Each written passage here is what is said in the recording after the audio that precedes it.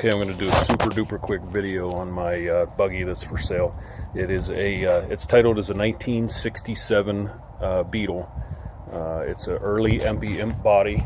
Does not have the tags, does not have the badge in front, and it doesn't have the ID tag in the back. The reason being, they built it and they got a reconstructed title in Pennsylvania. What Pennsylvania did or may still do is they confiscate the original manufacturer's tag, and then they issue another VIN plate, which you can find right here. So my guess is they took the original Empi VIN tag and replaced it with that. The reason being, the reason I know that is because I have another motorcycle that's the same way. It's an R-title motorcycle. They drilled out the original manufacturer's tag on the headstock and they replaced it with another one. Anyway, that being said, I like it better because it's registered as a reconstructed title Volkswagen Beetle, and that's all the insurance company knows, so it's easy to get insurance for. I like it that way. I've had it for over 20 years, and I fixed it up along the way. Now keep in mind, when I tell you new parts on this thing, new parts are probably within the last 15 years.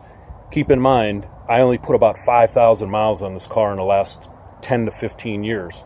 So I consider them new parts. They are still new parts, but it just doesn't get driven as much. That's why I want to sell it. I'm getting too old for this thing. Came with a 1500 when I got it. This is an AS41 case. It's out of a 1971 Beetle, 1641 slip-ins. I believe they're dual Solex carburetors, 09 distributor, Stinger, you can see. New brake cylinders in the back. New lines up front, new brake cylinders in the front, new brakes the whole way around. Let's see what else here. I'll show you this side. All the lights work. I have an aftermarket non-VW turn signal switch on it, like universal switch. You just flicker down, give her a second, and it turns on. I replaced the ignition switch and the original steering column that had the Volkswagen steering column. Long story, I won't get into that, but I replaced it with this switch here, which is kind of fun. So I just replaced the shifter bushing. Shifts like butter. I fixed the fuel leak in the back that I had from sitting there, and I am going to put a new master cylinder on it this week. It's on order, so that's the only other thing it needs.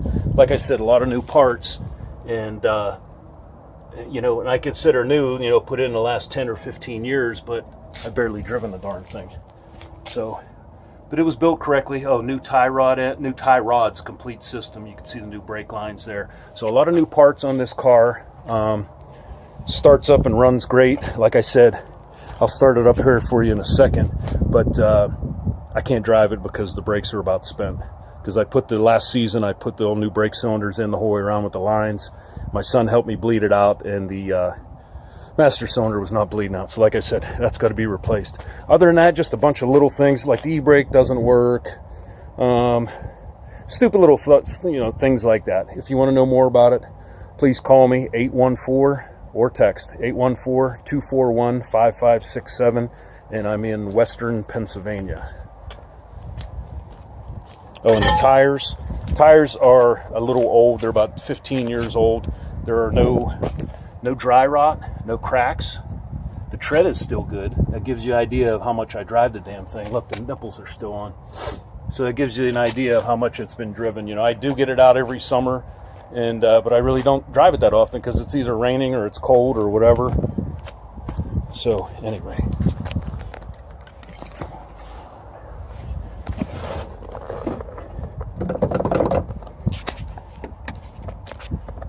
It is warm. I took it for a ride about 20 minutes ago, just a short ride to warm it up and check out all my leaks, and then I washed it. So.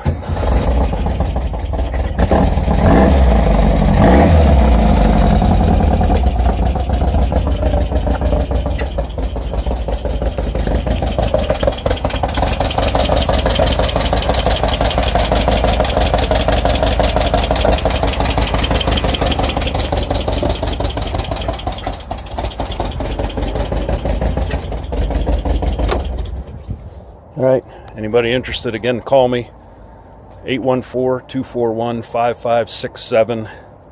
I was going to ask, start at 8,000, come talk to me, work me down. I'll take less than that. Bye.